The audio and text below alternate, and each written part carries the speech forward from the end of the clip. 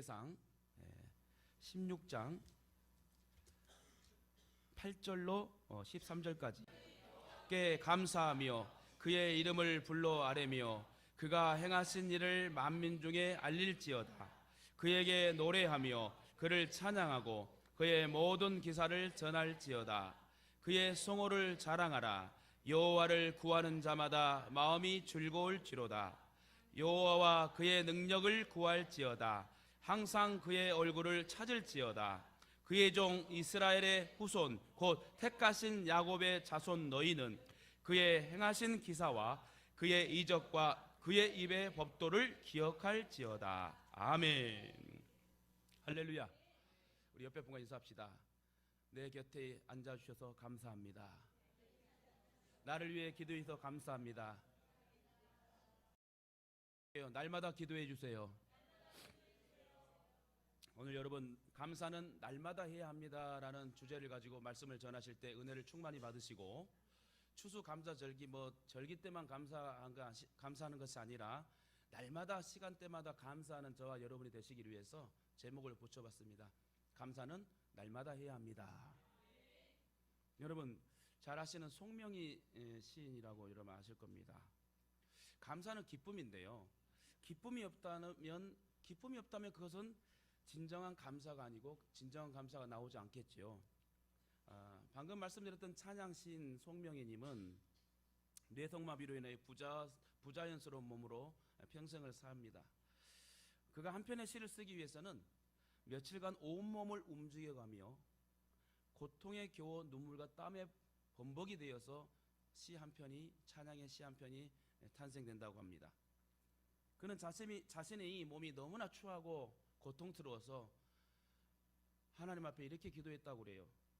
주님, 나의 몸을 이렇게 할 것이었으면 차라리 태어나지 않았으면 좋았을 뻔, 왜 내게 생명을 주시어서 이처럼 고통을 당하게 하십니까? 하고 눈물을 흘리며 땀이 범벅된 상태에서 하나님 앞에 고통의 눈물의 기도를 드렸답니다.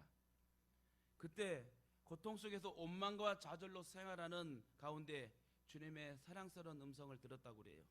명희야, 내 몸이 온전했더라면 네가 나를 알았겠느냐? 그는 그때에 비로소 주님이 커다란 사랑을 깨닫게 되었고, 그 사랑에 감사하기 시작했으며, 주님의 사랑에 겨우 수많은 감동의 찬양의 시를 만들게 됩니다. 우리들이 잘 알고 있는 그 이름 다 많이 있지만, 얼마나 아프실까, 이런 복음송부터 해서 또 너의 쓴 잔을 이렇게 많은 복음성가를 작시하면서 평생을 주를 위해 삽니다. 그래서 그 하나님을 만나고 나서는 그의 생활은 고통이 아니라 기쁨이었다. 오늘 이 말씀을 드리는 것은 우리가 감사할 일이 너무 많은데 너무 우리 현실에 보이는 것에 국한되어서 우리가 감사하지 못하는 연약성에 빠져있는 이 모습이 안타까워 오늘 우리 송명희 시인을 한번 소개했습니다. 온 세상을 주님의 세상으로 여기며 기쁨 속에 감사를 했던 우리 송명희 시인처럼 주님은 저와 여러분을 사랑하십니다. 그런데 여러분, 감사는 찬양이 절로 나오게 하며 기쁨이 온 가슴에 가득하게 하고 우리의 생활을 변화시켜 주시고 주님을 더욱 사모케 하는 그런 감사가 진정한 감사라고 말씀드릴 수 있습니다. 그래서 오늘 말씀의 제목처럼 감사는 날마다 해야 한다고 하는데, 여러분 날마다 감사를 놓치지 않고 여러분 하고 있는지 한번 묻고 싶습니다.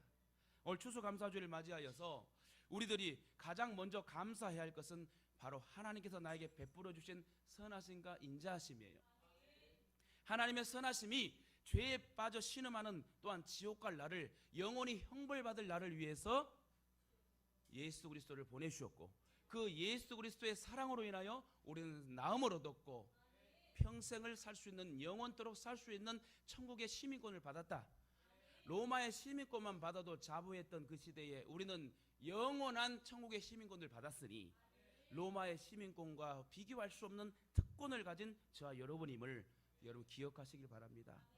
그래서 우리는 날마다 감사해야 돼요. 그리고 하나님의 인자하심이 예수를 십자가에 달려 죽게 하심으로 죄와 사망에서 나를 건져주셨다. 여러분 믿고 동의하십니까? 이 얼마나 감사한 일이에요. 죽을 나를 살려주셨다는 거예요. 사랑 가족 여러분, 의사가 병원에 누워있는 가족의 질병만 고쳐줘도 얼마나 감사합니까? 예전에 제가 조기 생선을, 조기 압니까? 조기 생선 하얀 살을 딱 발라서 잘 먹어야 되는데 남자들은 이 생선 바르는 게 약해요. 항상 예전에 보면 그래서 어머니들이 생선을 발라주시면서 먹었던 기억이 나는데, 조기 생선 한 번을 먹었을 때 그 가시가 걸렸는지 목에 걸려가지고요, 한 하루 종일 이틀이나 이렇게 힘들었었던 것 같아요. 칵칵 해도 안 나오고. 기억하죠 여러분? 우리 권사님들 잘하잖아요. 먹다 콱콱. 설교 시간에 별편을 다 하네 그냥. 실질적이니까. 여러분 안 그래요? 갈치, 조기, 꽁치 안 드세요? 아따, 여러분들은 소고기만 그냥 생선을 많이 드십시오. 생선이 건강하답니다. 그래서 한때는 그 조기를 먹다가 가시가 걸려가지고, 조기 가시는요 옆에로 길쭉한 것도 있는데요, 이게 또 V자로 꺾어진 게 있나봐.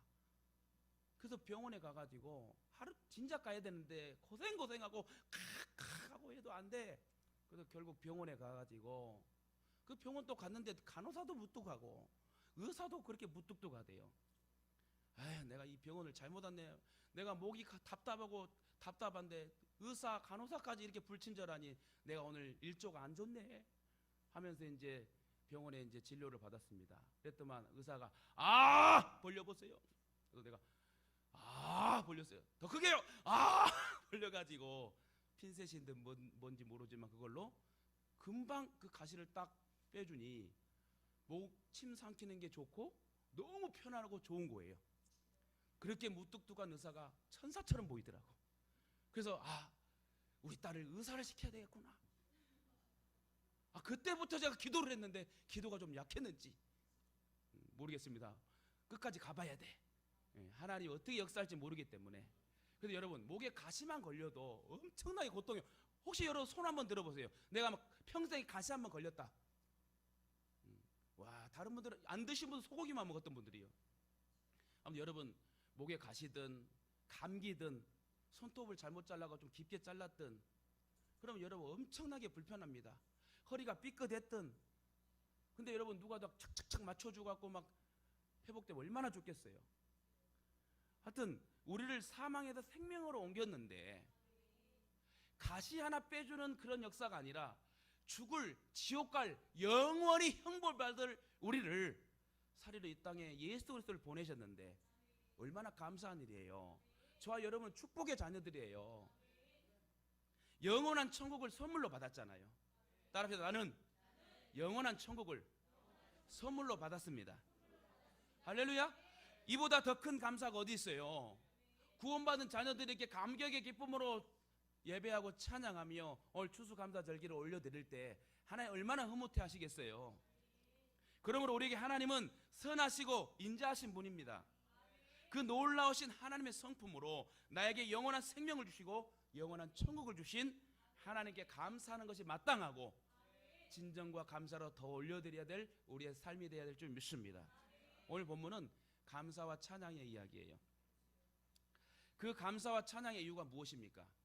다윗이 왕이 되어 첫 번째 왕이 되잖아요. 이스라엘 두 번째 왕이고 이제 왕이 되어서 블레셋에게 빼앗겼던 하나님의 언약궤 법궤를 딱 오벳 에돔 집에서 다윗의 성전으로 옮기게 됩니다. 하나님의 법궤를 다시 찾아 너무 기쁜 거예요. 지금 우리는 여러분 막 속옷을 입고 와이셔츠를 입고 넥타이를 하고 양복을 입고 하면 벗으려면 엄청 힘들어요. 아마 다윗 시대 때 우리가 양복 차림으로 했으면 다윗이 바지가 벗겨지지 않았을 건데, 그때는 바지의 개념이 아니라 하나 딱 잘못하면 풀려지면 홀로덩 벗겨지는 상황이야. 그때 뭐 속옷이 있었겠습니까? 그때 여러분 얼마나 기뻤으면 많은 신하와 강요와 자기 아내와 모든 강요들이 보는 상황에서 언약궤가 들어와서 너무 기뻐 춤을 추면서 시로라기처럼 옷이 홀로덩 벗겨졌을 때 다시 말해 알몸으로 찬양했다는 거예요. 여러분, 알몸으로 찬양했다니까 아이고 뭘 추태, 아내 미갈처럼 부정의 시각이 아니라 알몸으로 찬양했다는, 그렇게 하나님 앞에 집중했다. 여러분, 그 므낫세 왕도 그렇게 나쁜 행동을 해갔는데도 왕조의 실조에 여러분 무덤에 묻혔다는 것은요, 그만큼 회개도 확실하게 하라. 집중력 있게 하라. 진지하게 하라. 느끼면서 하라. 그래서 여러분, 다윗이 알몸으로 찬양했던 이 역사가 여러분 나쁜 일로 기록됐습니까? 좋은 일로 기록됐습니까? 그만큼 우리도 신령과 진정으로 하나님 앞에 집중하고 그 감사를 느끼면서 온전히 행하는 자에게 역사는 일어난다. 다윗은 너무 기뻐서 그의 옷이 내려가는 줄도 모르고 기쁨의 춤을 추면서 번제와 화목제로 하나님께 감사의 찬양의 영광을 표현합니다. 또한 다윗은 모든 이스라엘 백성들도 축복하고 백성들의 음식을 나누어주면서 대잔치를 벌입니다. 야, 애들아, 백성들아, 하나님의 법궤가 왔다. 이제 우리는, 이 나라는 하나님이 통치하신다. 그리고 찬양 대장인 아삽과 그의 형제들을 불러 감사 찬양으로 수금을 풍악을 울려라 하면서 멋지게 하나님께 찬양합니다. 저는 진짜로요, 정말 하고 싶은 일이 또 하나 있어요. 첫째는 제가 원로 목사가 돼가지고 많은 부교육자 목사님들과 성도들, 전 성도가 나가서 조끼 입고 전 성도가 동네를 전도하는 것과, 또 하나는 오대양 녹두지에 진짜 퀄리티 있는 수많은 교회를 세울 수 있는, 또 마지막으로는 진짜 멋진 큰 야외 음악당이든 실내 음악당이든 음악 스피커 빵빵한 데서 막 그냥 찬양하세. 와, 너무 멋지지 않겠어요? 제가 70, 80이 넘어도요, 저는 아마 춤을 추며 찬양할 거예요. 하나님 앞이니까. 나의 왕 앞에서 노래하며 춤을 춰. 저 춤 잘 춰요. 이 춤은 여러분에게 안 보여줍니다. 하나님 앞에 보여드릴 거예요. 할렐루야. 여기서 다윗이 하나님께 올려드리는 감사와 찬양의 내용을 잠깐 살펴보면, 첫째, 부족한 나에게 베풀어 주신 은혜로 인하여 감사하고 찬양했다 이거예요.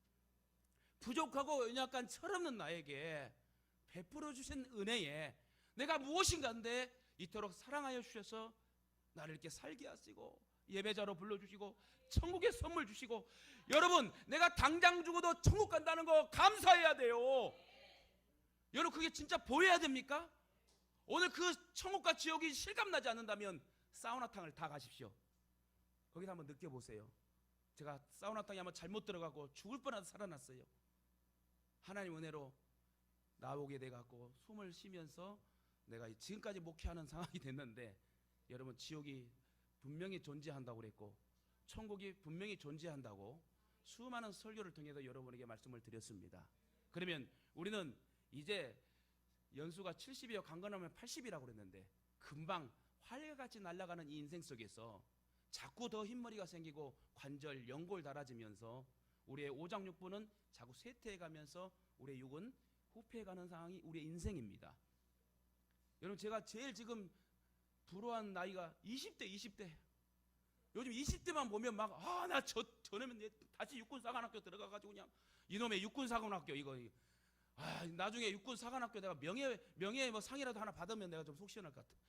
내가 하나님을 좀 더 일찍 만났으면 내 인생에 더 주께 영광 돌릴 수 있는 그런 목회자가 될 수 있었을 것인데라는 나의 아쉬움이, 인생이 흘러가고 세월이 흘러가면 후회밖에 안 남더라. 여러분은 그렇지 않습니까? 근데 앞으로 여러분 인생이 정말 주를 닮아가고 주를 위해 살아가는 인생이 된다면 지금도 늦지 않았어요. 나중된 자가 먼저 된다고. 하나님은 뒤집어 엎는 분이기 때문에. 할렐루야. 그래서 그의 종 이스라엘의 후손 곧 택하신 야곱의 자손 너희는 그의 행하신 기사와 그의 이적과 그의 입의 법도를 기억할지어다. 오늘 12절에 이와 같이 감사는 기억하고 생각하는 것으로부터 시작된다. 그리고 영어로도 감사하다, 생각하다. 영어로 thank you, 감사하다, 생각하다. 다시 말해 한문으로는 느낄감, 사례할 사. 다시 말해 감사라는 것은 감사하는 일을 느껴라. 제가 금요일날 잠깐 말씀했잖아요. 우리가 하나님 말씀을 읽고 들어야 되고, 읽고 들을 때 느껴야 되고, 느낀 말씀을 반응해야 된다. 금요일날 나오신 분들은 또 은혜를 받았을 것이고, 또 못 들으신 분들에서도 유튜브로 또 올렸더라고요. 어쨌든 여러분, 제가 말씀 도중에 예화를 했잖아요. 들은 분은 모른 척하고, 어떤 한 여인이 한 남자를 너무너무 좋아합니다. 그 남자는 사업도 하고 신성우 장동건보다 더 잘생겼어요. 자기는 조금, 여자분은 좀 못났나 봐. 그럼 못 낳는데 한 가지 컴플렉스가 있어. 눈썹이 아예 없어요. 모나리자처럼. 아예 없어. 한국의 모나리자라 생각하면 됩니다. 아예 없는 상황에서 남편이 사업하던 게 망해가지고 결국 두 부부가 결혼해도 두 부부가 사업하다 망해서 연탄 공장에 하나는 리아카를 끌고 하나는 리아카를 밀어주면서 부부가 땀을 흘리며 연탄 공장에서 일을 합니다. 하루는 연탄 공장에 그 연탄 가루가 검은 가루가 그 여인이 얼굴에 다 묻어가지고 완전히 시커먼스가 돼버립니다. 땀을 흘리며 이거 어떡할까, 땀이 흘려내리면 내 눈썹도구로 다 지워주고 우리 남편한테 들킬 건데 이러면 내가 소방 맞고 나를 싫어하지 않을까 하면서 걱정하면서 있는데 남편이 그 아내에게 와서 수건을 가지고 땀을 닦아주는데 여기저기 다 닦아주는데 눈썹만 딱 남겨놓고 다 닦아주더래요. 이 여인이 아내가 너무 감동을 먹어가지고 남편이 결혼하기 전부터 알고 있었구나. 이 여자는 잘 때도 걸릴까봐 화장하고 자는, 꼭 눈썹은 칠하고 자는 그런 여자인데 내 남편이 알면서도 모른 척 해주고 내 자존심 상하지 않게 하려고 나를 이렇게 생각해주는 남편이었구나 하고 거기서 눈물을 펑펑 흘렸답니다. 그리고 평생을 남편에게 잘했다고 합니다. 감사를 느끼니까 나를 생각해주는 그 남편이 고맙고. 할렐루야. 다시 말해 감사는 느껴야 된다는, 좀 느껴봐요. 느껴봐. 응? 느껴야지 상대방의 상황을 또 느끼고 이해를 해야지 진정한 감사고 위로가 됩니다. 그런 느낌이 없으면 여러분 할 수 없는 거예요. 여러분 지난 날들을 조용히 한번 뒤돌아보시기 바랍니다. 여러분에게 어떤 감사가 있었습니까? 혹시 나는 감사할 일이 없다고 생각하는 분이 있습니까? 나는 왜 이리 태어나가지고 나는 왜 이래? 그래도 그 안에서 감사의 이유를 한번 찾아보시기 바랍니다.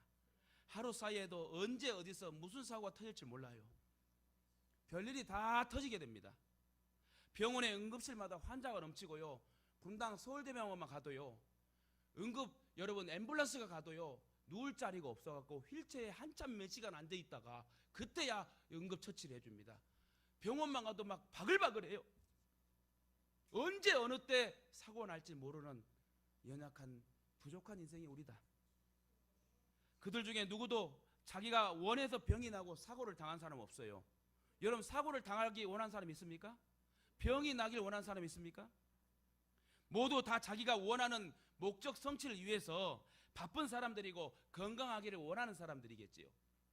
그런데 오늘 내 발로 걸어서 교회에 왔다는 것이 얼마나 감사한 일이요. 그리고 내 귀가 들려서 우리 하나님 말씀을 같이 듣고 있다면 이건 축복 아닙니까? 내 눈이 보여서 하나님 말씀을 읽을 수 있고 찬양의 가사가 보이며 이 잘생긴 목사도 보이고. 할렐루야. 오늘 이쪽이 기분 안 좋은가 봐. 이쪽이 원래 아멘을 잘하는데 이쪽이 더 잘하네. 오늘 은혜 많이 받으십시오.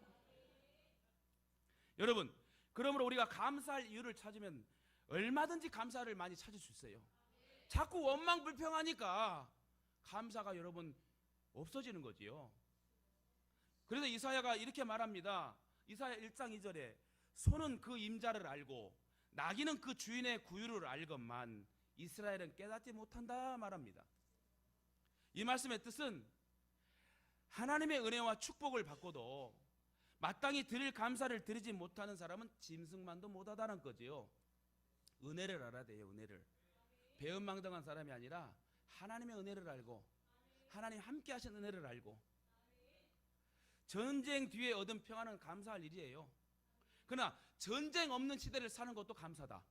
여러분 우리가 한국전쟁 2차 대전 우리가 그렇게 겪어보지 않았잖아요. 오늘 성례위원을 함께한 우리 장로님도 총알을 여러분 피하면서 막 얼마나 죽을 위기에서 두렵고 떨렸겠어요. 그렇게 경험한 분도 있어 하나님 살려주셔서 감사하지만 우리는 그 총알도 안 피하고 나무 뒤에 숨지 않고 뺑글뺑글 안 돌아도 우리는 안 그래도 살았어. 전쟁 없는 이 시대에 사는 저와 여러분이 복이다. 또한 질병 뒤에 얻은 건강도 감사할 일이지만 그러나 질병 없이 건강하게 산다면 병원 신세 안 진다면 얼마나 축복입니까? 요즘 제가 막 병원에 왔다 갔다 많이 합니다만은 진짜 병원 갈 때 못 돼요. 병원 안 가고 교회를 자주 가는 축복의 인생 되시길 주님의 이름으로 축원드립니다. 여러분, 사고 뒤에 수습된 것도 감사해요. 그러나 사고 없이 무사하다면 얼마나 감사할 일이에요. 내 자녀가 드럼을 치고 있고 반주를 하고 있고 찬양을 인도하고 내 부모가 함께 기도하고. 솔직히 말씀드릴게요.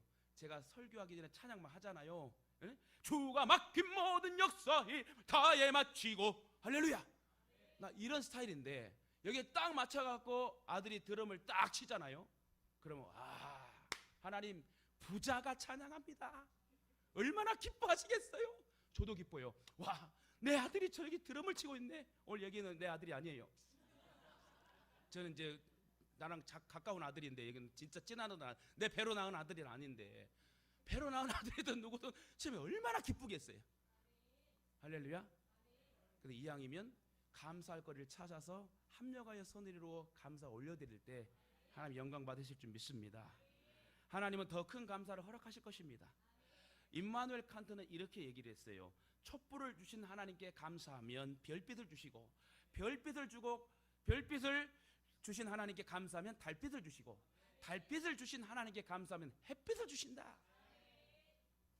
이처럼 저와 여러분들이 하나님께서 베풀어 주신 은혜를 항상 기억하시고 감사하는 성도 되시기를 주님의 이름으로 축원합니다.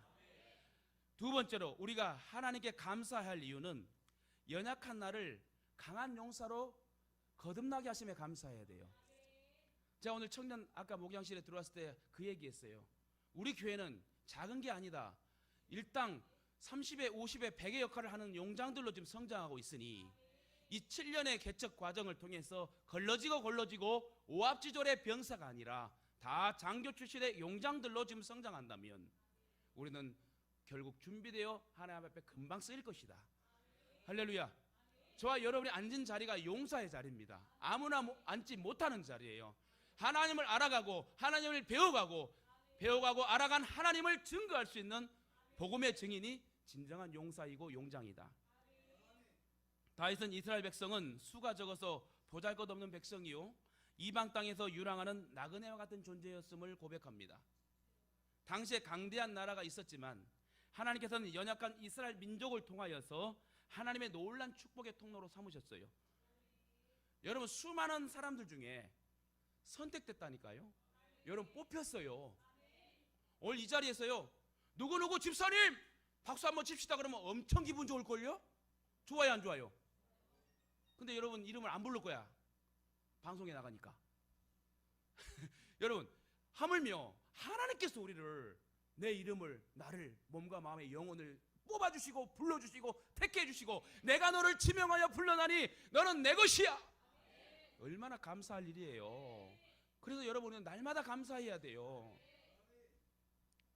다윗은 이 사실이 너무 감사하고 그래서 민족을 구원하신 하나님의 이름을 높이고 그 이름을 만방 중에 선포하는 일이 너무나 기쁘고 감사했어요.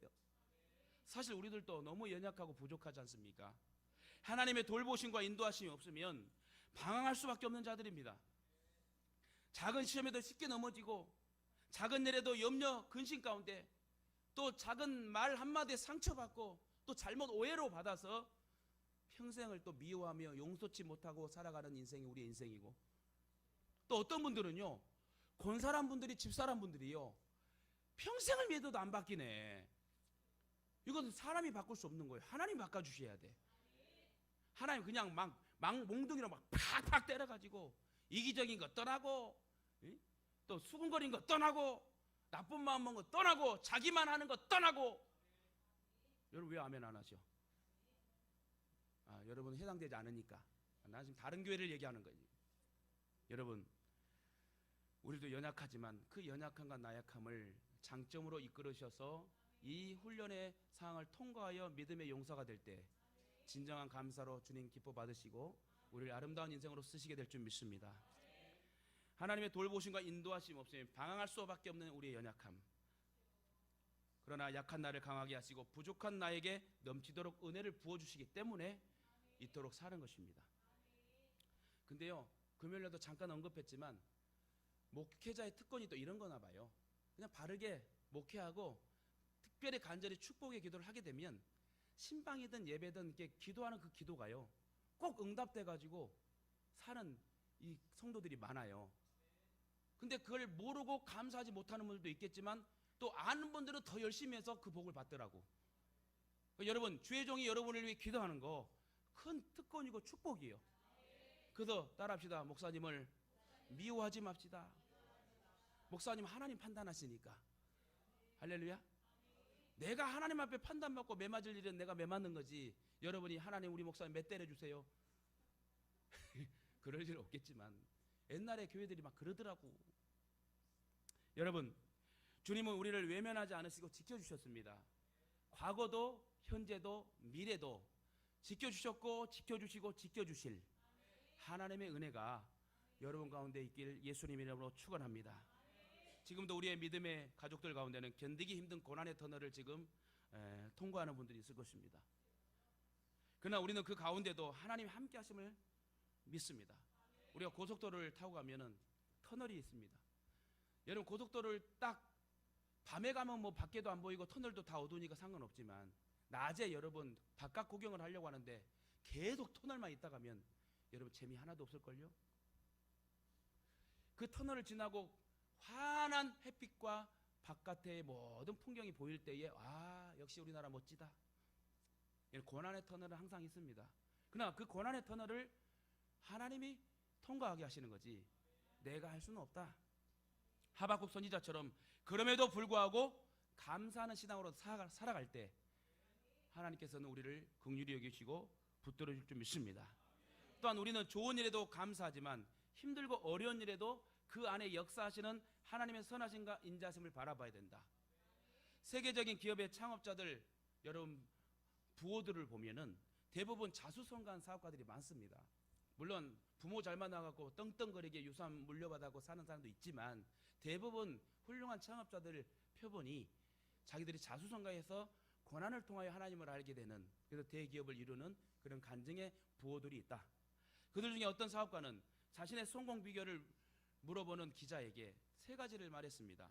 그것은 가난했기 때문에, 또 못 배운 거기 때문에, 다시 말해 그는 가난하고 못 배우고 이런 것들을, 몸이 허약한 것들을 불평으로 하지 않고 이것들을 불평의 조건으로 받아들인 것이 아니라 이렇게 고백했어요. 그는 가난했기 때문에 부지런히 일했고, 몸이 약했기 때문에 건강의 소중함을 알아서 몸을 관리하는 법을 배웠고, 또 많이 배우지 못했기 때문에 세상 모든 사람을 스승으로 모시고 배우는데 노력했다. 여러분, 우리 평생을 배워야 되고요. 저도 평생을 배워야 됩니다. 이렇게 하나님 앞에 기도하며 말씀을 연구하니까 이러한 자료들이 나와 여러분에게 말씀으로 떨어지잖아요. 평생을 배우고 공부해야 될 게 우리의 인생이에요. 근데 우리는요, 자기가 많이 배운 것 마냥 내가 옳다고 하는 사람들이 있어. 자기 신념, 자기 고정관념, 나사렛 예수 이름으로 다 깨져야 돼. 배우려고 하는 사람이 돼야 돼요. 저번 주에 뭐라고 그랬어요? 말 잘하고 잘 듣는 성도가 되자. 말을 많이 하는 사람은 실수입니다. 말을 잘 듣는 사람은 교훈을 얻게 돼요. 지금 내 안에 있는 아픔과 고통이 나를 넘어지게 하는 걸림돌이 된다면 그건 안타까운 일입니다. 왜 나만 겪는 고난이냐고 원망과 불평하기보다는 그 속에 다가오시는 하나님의 선하심과 인자하심이 항상 소망으로 역사하실 줄 믿고 기대하며 살아야 되는 거예요.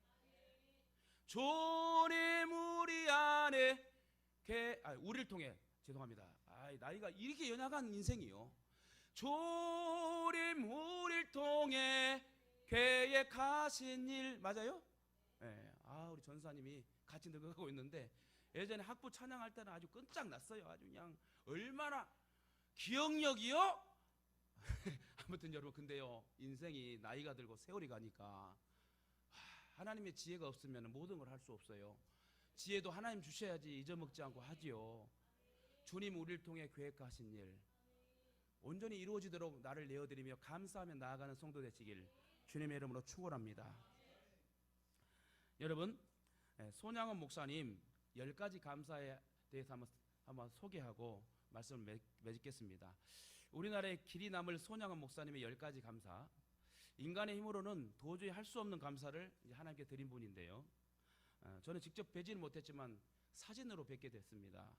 목사님은 원수까지 사랑하라는 주님의 말씀을 기억하며 삶으로 실천했던 분이고, 지금도 주기철 목사님, 손양원 목사님은 모든 목사님들과 신앙인들에게 존경을 받는 인물들이죠. 손양원 목사님의 일화를 보게 되면, 손양원 목사님은 두 아들이 순교당한 후 아들의 장례식에 참여하게 됩니다. 아들의 장례식을 또 거행하고요. 이때 감사헌금 봉투에 두 아들의 순교를 감사하며 1만 원 손양원하고 감사봉투에 자기 이름과 금액을 적어 올립니다. 그러면서 두 아들을 이런 장례식에 드린 10가지 감사를 드렸다고 하는데, 기도를 드렸다고 하는데, 당시 한 달 생활비 사례비가 80원이었는데 10,000원을 드렸다면 80만 원인데 여러분 얼마를 드렸다? 8천만 원을 드렸다는 거겠죠. 지금의 환산으로 하게 되면 그만큼 아들 두 장남 차남을 잃었는데도 그렇게 감사할 수 있을까? 한번 여러분 생각해 보시길 바랍니다. 여러분이 손양원 목사님 두 아들의 장례식에 지금 참석했다는 마음으로 한번 들어보세요. 이렇게 그러면서 헌금하면서 10가지 감사의 기도를 올렸답니다. 첫째, 나 같은 죄인의 혈통에서 순교의 자식을 낳게 하셨으니 감사합니다. 두 번째, 허다한 많은 성도 중에서 어찌 이런 보배를 주께서 하필 내게 맡겨주셨는지 주께 감사합니다. 세 번째, 삼남 삼녀 중에서 가장 아름답고 효도 잘하는 두 아들 장자와 차자를 바치게 된 나의 축복에 대해 감사합니다. 네 번째, 한 아들의 순교도 귀하다 하거늘 하물며 두 아들의 순교라니요 하나님 감사합니다. 다섯 번째, 예수 믿다가 누워 죽은 것도 축복이라 하는데 하물며 전도하다가 총살당하는 순교 주시니 감사합니다. 여섯 번째, 미국 유학 가려고 준비하던 내 아들 미국보다 더 안전한 천국 갔으니 내 마음 안심되어 감사합니다. 일곱 번째, 내 두 아들을 총살한 원수를 회개시켜 내 아들로 삼고자 하는 사랑하는 마음을 주신 하나님께 감사합니다. 여덟 번째, 내 두 아들의 순교 열매로서 무수한 천국의 아들들이 생길 것이 믿어지니 감사합니다. 아홉 번째, 이 같은 역경 속에서도 하나님 사랑을 깨닫는 기쁜 마음, 여유 있는 믿음 주신 우리 주 예수 그리스도께 감사합니다. 열 번째, 이렇듯 과분한 축복을 누리게 되게 하시는 것을 감사합니다. 장례식을 끝내고요, 손양원 목사님은 두 아들을 죽인 손재선을 용서하고 양자로 삼고 그를 목회자로 만듭니다. 할렐루야. 우리가 있을 때, 기쁠 때, 고난당할 때, 오늘 제목이 뭡니까? 그런 거 상관하지 말고 날마다 감사하면 기쁜 일, 슬픈 일, 고통의 일 다 감사할 거리로 또 풍성히 여러분 채워주실 줄 믿습니다. 이처럼 감사는 강력한 힘이 있습니다. 다 같이 믿는 마음으로 크게 아멘으로 우리 하다 갑니다. 하나님 감사합니다. 할렐루야. 감사하면 기쁨이 넘칩니다. 감사하면 언제나 생기가 있게 됩니다. 감사하면 우울증이 치료됩니다. 감사하면 건강해지고, 아멘으로 좀 크게 하세요. 할렐루야. 이럴 땐 크게 하는 거요. 부흥회도 안 가봤어요? 부흥회 갈 일이 없지. 여러분, 감사하면 건강해지고, 감사하면 걱정 의심이 떠나가고, 감사하면 매력적인 사람이 되고, 감사하면 고통과 분노가 사라지며, 감사하면 부족함을 받아들일 수 있고, 감사하면 공허하지 않으며, 감사하면 지금 이 순간이 소중하게 되고, 감사하면 상처받더라도 사랑하며, 감사하면 무엇이든지 나눠주고 싶고, 감사하면 모든 생명체와 교감할 수 있으며, 감사하면 평범한 일상도 은총으로 받아들이는 줄 믿으시길 바랍니다. 할렐루야. 이처럼 감사는 삶의 부정적 에너지를 긍정적 에너지로 바꿔준다. 또한 감사는 고통을 치유하고 회복시켜주는 능력이 있답니다. 그리고 감사는 베풀게 하고 나누게 하는 사랑의 역사가 일어난다. 아울러 감사는 우리의 삶을 변화시켜 주시고 불가능을 가능케 하는 힘이 있다는 것을 여러분 기억하시면서 믿음의 믿음으로 날마다 감사하며 사시길 주님의 이름으로 축원합니다. 말씀 맺겠습니다. 다윗이 고난 가운데서도 주님이 베풀어 주신 은혜를 기억하며 이렇게 고백했어요. 내게 주신 하나님의 은혜를 무엇으로 보답할꼬? 여러분, 오늘 또 추수감사절기라 해서 이렇게 과일과 뭐를 다 또 헌금을 또 하고 하겠지요. 근데 여러분, 제일 좋은 것으로 올려드리는 것이, 하나님 앞에 제일 좋은 걸 올려드리는 것이 맞다고 저는 생각해요. 시장 바닥에 그냥 고른 사과와 배를 사갖고 그냥 하나 올려놓는 이런 개념이 아니라, 나를 죽을 지옥 갈 영원히 형벌받을 상에서 살려주셨는데, 여러분 하던 것으로 올려드리면 그게 진정한 감사합니까? 여러분 감사도요 제대로 하라고 말씀드리는 거예요. 저는 헌금 강요하는 목사가 아니에요. 오죽하면 우리 장로님들이 목사님 11조 설교를 1년에 3번은 해야 된다고 말을 하는데, 저는 그러고 싶지 않아요. 깨닫고 은혜를 받으면 하겠죠. 이 말은 여러분 절기 때 나를 구원하시고 내게 자녀 주시고 건강하게 하시고 병원 안 가게 하시고 오늘 예배당에 앉아있는 것만 해도 감사하고, 그 누군가는 예배도 못 가고 누워있고 고통을 받을 사람들이 있는데 나는 고통받지 않고 이렇게 예배당에 내 발걸음을 왔다는 것도 감사하고, 내 자녀가 내 가족이 우리 교회가 이렇게 성장하는 것에 감사하고, 또 오대양 눅대주에 내가 용사가 용장이 되어 쓰임받을 것에 대해서 감사하고, 그래서 내게 주신 하나님의 은혜를 무엇으로 보답할고 이렇게 고백했던 다윗의 고백처럼, 다윗이 날마다 고백하며 살았던 것처럼 날마다 감사를 표현할 수 있는 우리 복된 성도들 되길 주님의 이름으로 축원합니다. 오늘 추수감사주를 맞이하여 우리들이 감사해야 할 이유에 대해서 배웠습니다. 오늘 말씀을 붙잡고 감사가 넘치는, 날마다 감사가 넘치는 삶을 통하여서 감사의 능력을 덧입으며 날마다 주님의 영광을 선포하며 사시길 주님의 이름으로 축원합니다. 특히 천국 가는 그날까지 우리에게 주신 은혜를 기억하며 감사 찬양을 올려드리는 감사의 사람이 되시길 다시금 주님의 이름으로 축원합니다.